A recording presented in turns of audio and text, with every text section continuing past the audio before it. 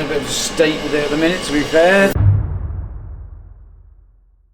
Welcome back to the channel. Today we're going to go and talk to Ian Mackman, the 2011 TT Privateers champion, who's got a really interesting background in racing, and now he's running a business called Machs Motorcycles here in Northwich.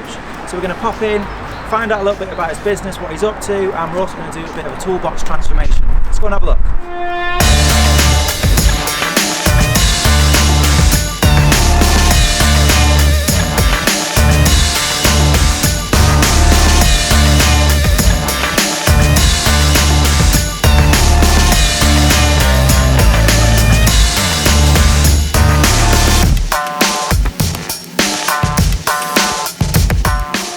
Family business.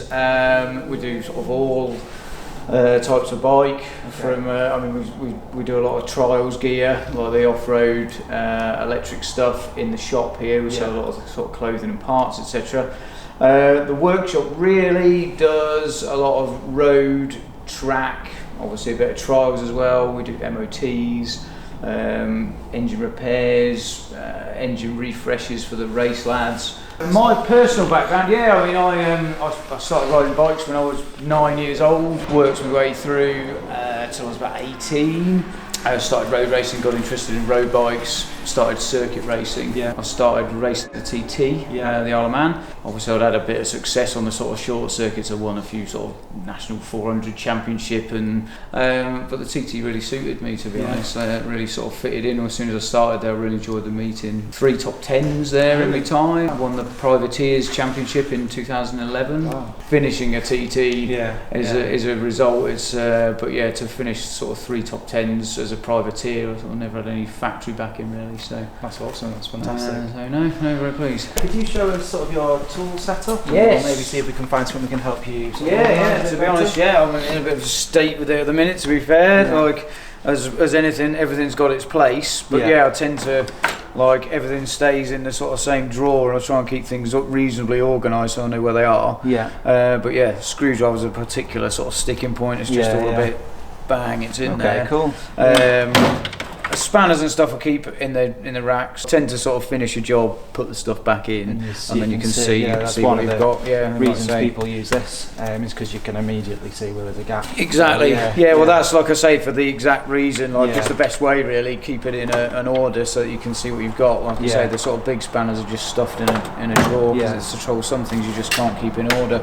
Again, so this you've kind of got laid out. I try and keep them like in a reasonable sort of a semblance. So I'm like sort of my side cutters, pliers, and then you've got your sort of lock wire pliers and electrical stuff at this end. But again, could do with a bit of a tidy up. There's lots of definitely lots of potential for to do something there. Like the T-bars. You can see that you are sort of obviously you're categorising everything and you're keeping like relevant things in the right places. Yes. So this could just sort of help a bit more. I'd certainly like I say, particularly as I say, the screwdrivers is a bit of a it's all a bit chucked in kind of thing. But it'd be really nice to have like the pliers and stuff there where they've all got a spot, so we can keep them all together.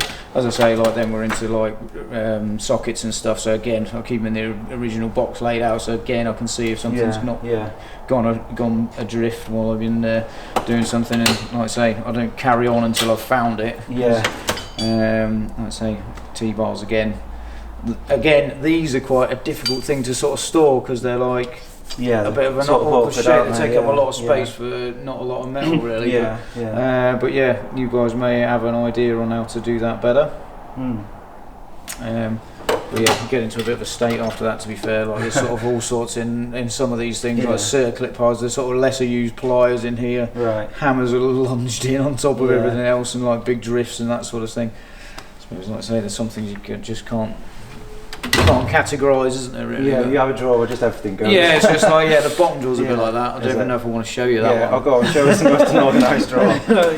That's the bottom one. So you got some chargers, heat gun, rattle gun, that sort of stuff, I mean, there's again, some of the stuff in there could probably be put off, for a sort of rougher toolbox down the back that doesn't get used, so some of those sort of things could go into there, but cool.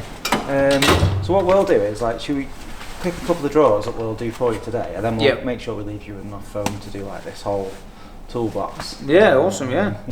Okay, so we've got a 5-pack of 30mm easy peel here. I'm going to get this cut down to size and start cutting the drawers. B-roll.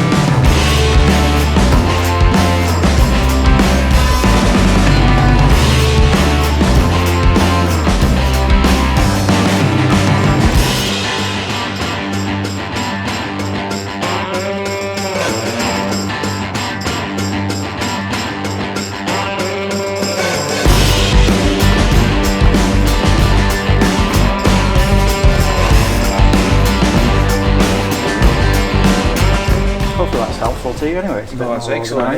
Yeah, massive improvement that, isn't it? Like I say, everything's going to sit in a nice hole, so we know if anything's not there once I finish a job. Yeah. And it's not going to roll about when I crash the drawers open in my haste. Is that one and that one? Yeah, perfect. Yeah, so social or anything like that people can check you out on? Yes, we have, yeah. The website is www.Machs Motorcycles, MACHS motorcycles.com. And obviously we've got a Facebook page as well. Cool. Well, thanks very much for having us today. No worries, appreciate your time, thank you. Thank you. So a big thank you to Ian and Joe from Makeover Motorcycles, really nice people. I really appreciate them showing us around, learning a bit about their business.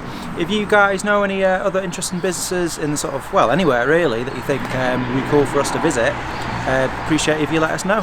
So thanks very much for watching, remember to like and subscribe, cheers.